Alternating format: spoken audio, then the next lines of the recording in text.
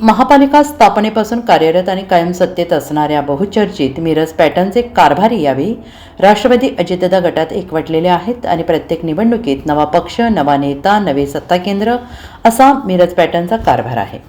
मिरज पॅटर्नचे कारभारी काँग्रेस, राष्ट्रवादी, शरद पवार गट, भाजपसमोर आव्हान उभे करणार आहेत. तत्कालीन नगरपालिका आणि महापालिकेत मिरजेच्या कारभाऱ्यांचे मिरजेत आमचा कोणी नेता नाही, आम्हीच आमचे नेते असे धोरण आहे. यामुळे आवटी, जामदार, नायकवाडी ही घराणी आणि आता त्यांच्यासोबत येणारे नगरसेवक, नगरसेविका म्हणून महापालिकेत प्रवेश करीत आहेत.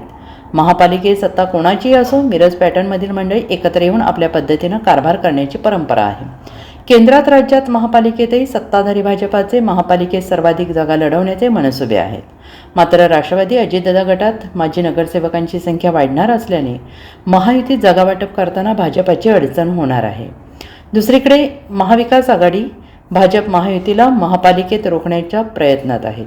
मात्र महाविकास आघाडीतील माजी नगरसेवक अजितदादा गटात प्रवेशासाठी सरसावले आहेत.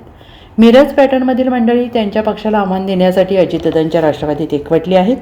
निवडणुकीच्या निकालानंतर जर कोणत्या पक्षाला जागा कमी पडल्या दोघांनाही सत्तेपर्यंत पोहोचवण्यासाठी, तर आमच्याशिवाय पर्याय नाही असा मिरज पॅटर्नचा पवित्रा असू शकतो. आत्तापर्यंतचा इतिहास पाहता अशी परिस्थिती येऊ शकते. त्यामुळे नव्या सत्ता समीकरणात मिरज पॅटर्नची डोकेदुखी सत्ताधाऱ्यांना सहन करावी लागणार आहे. Bureau report, SPN Marathi, Miraj.